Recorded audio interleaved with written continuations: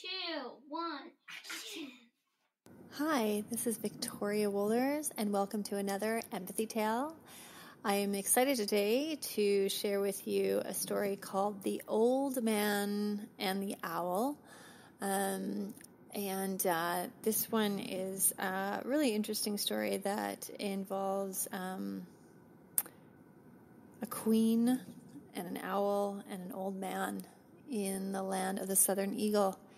As I'm continuing to create these stories for my own kids, Sarah and James, Sarah being 12 and James being 10, and continuing to evolve and try to add new ideas. If you have any great ideas, feel free to reach out to me at mykidslocker.com. Also, you can connect with me on Instagram and all through my social media outlets like Twitter and Facebook and Tumblr, and you can get this podcast on iTunes, Apple, iTunes podcasts. You can also do Spotify now, which is very cool, and Spreaker, because that's the basis where I upload all my podcast episodes. So we are going to move into some storytelling right now. I'm so excited to get onto the story. And I hope that you are all very comfortable, and I will begin. Once upon a time, a long time ago, in the Oak and Eagle Kingdom, there was an old man. He lived in a cottage in the land of the Southern Eagle, with a majestic owl. The owl's shades of white and gray were stunning. The owl would soar very high, and the old man became very attached to this owl, and he was known in the village as the Owl Man, because he came to love this owl so much. Well, one morning, while the sun was rising and the rays of the sun were breaking through the clouds, the owl landed near the old man, and the owl spoke. "I look to the sky and know there is another kingdom in the sky. It's called the Sunsol Kingdom, and it is known to have angelic beings. Dear old man, I am now leaving up to the sky. I am wanting to learn the secrets from the Sunsols, and I would like to have conversations with them." The old man was surprised that this owl talked, but also surprised that the owl was leaving. He had never heard his dear friend talk. The old man said, "Bring me with you. Bring me with you." The owl replied, "Well, let me go talk to the Sunsols that are up in the Sunsol Kingdom." The owl flew up, and the old man could no longer see the owl anymore. The sun set and the sun rose, and the sun set, then the sun rose, and for the third time the sun set and the sun rose. And on that third day, the owl came back and said, "I have brought a friend with me.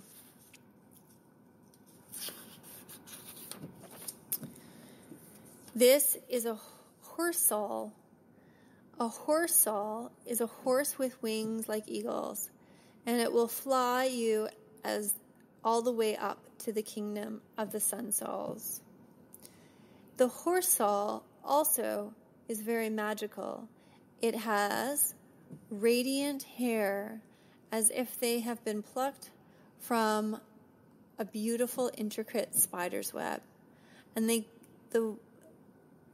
hair on the horse glisten and glow. The eyes of the horsol are as blue can be. And if you look closely into the eyes of a horsol, you will only see hope in your future. So at that very moment, the owl man decided to go all the way up to the Sunsols. And there, at that point, he came in through the gates. It was beautiful. There were rays of light, and these Sunsols were gorgeous. The Sunsols were angel-like humans.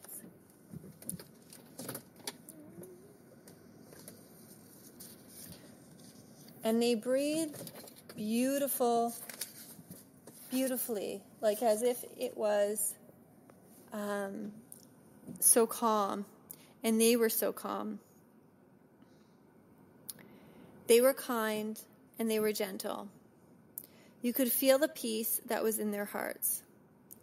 The old man could hear the chimes, the wind chimes in the distance, and he could hear the beautiful sounds of birds flying throughout the clouds. There was stillness. The Sunsols looked like they were angel-like humans. Their wings were as delicate as dragonflies, yet as intricate and beautiful as the most radiant butterflies in the Oaken Eagle Kingdom. Their bodies glowed and shimmered. Suddenly, a woman approached the Owl Man, and this woman was the queen of the Sunsols. Her husband was behind her, the king of the Sunsols. She elegantly said, "I am the queen of the Sunsols, and I am grateful that you've come to our land in the sky. You are accustomed to being down in the Oaken Eagle Kingdom. Now you've come up. We are going to grant you the ability to be able to be down in the Oaken Eagle Kingdom and to tell everyone about the wind chimes and the birds that you hear. They need to be grateful for how the rays of sunlight hit your face when you're in the Oaken Eagle Kingdom, how the mountains and the lakes and the lands at a certain angle will make everything look brand new and fresh. Tell them to be grateful. Be grateful for the rain that brings the green grass. Be grateful for the sun that allows the beautiful flowers to grow." The old man said, "Yes, I will." So at that point, he was taken back down to the Oaken Eagle Kingdom. When he was down on the land, he told everyone back on Earth, and he told them about how he listened to wind chimes, how he listened to the birds, and he encouraged everyone to be very grateful for the life they live in the Oaken Eagle Kingdom. He told them to be content and to be at peace. He encouraged them to be happy for the goodness in their lives. Look at the sun rays that come through the clouds. Look at the beauty. Just even when the blooming of the flower happens, this is a beautiful thing. It's so beautiful. Think about what wonder we have in the Oaken Eagle Kingdom. How many people were very busy and they choose not to listen. They do not notice the beauty all around them. Over time, he continued to share the message of the Sunsols, to be grateful, to recognize the beautiful nature around them. Yet, people chose not to listen to him. He became sad, and he didn't understand why people didn't see the beauty that he saw, the goodness he saw. He saw so many wonderful things, and the tears he shed in the garden right in front of his home. His tears began to grow so many beautiful flowers. Every day he would sit and walk in different parts of his garden, and tears would fall, not only of sorrow for the people who missed the beauty in the land, but also tears of joy and gratefulness when he saw children enjoying nature, and how when he had conversations with people who came to realize the beauty of the Oaken Eagle Kingdom. Every single tear that was shed would be dropped into his land, and beautiful, gorgeous roses, daffodils, gerberas, daisies, and many other different types of flowers were beautifully brought up because of those tears. Then the day came when he became very old, and he fell asleep, and he did not wake up again. And at that moment, all the villagers who remembered the Owl Man remembered that he was the one who encouraged people to be grateful. His owl came back down from the Sunsol Kingdom and would often circle around the village, and people would look up and remember his beautiful owl. Then the owl would return back up to the Sunsol Kingdom. They also remembered how he changed after his time with the Sunsols. As this light came through the clouds and the Sunsols allowed for wind chimes to blow and make music during the time when they were trying to remember him. The Sunsols brought beauty to the land because through the Owl Man, the Owl Man was an instrument to communicate the importance of gratitude. The villagers chose to not do anything with his garden, but let it grow. And they did encourage those people who had tears of joy or sadness to walk in his garden, so more tears would be sown and there'd be more flowers blooming. As they began to recognize the importance of the old man year in and year out, they too recognized the importance of his owl that would come visit periodically. And from that point on, the people of the land of the Oak and Eagle Kingdom started to change their ways and started to realize the importance of gratitude and to listening to beauty that surrounds us all. If it wasn't for the Owl Man and his visit to the Sunsol Kingdom, that gratitude, the beauty, the gorgeous flowers, and his memories would not be there. The end. Well, thank you so much for listening to this episode.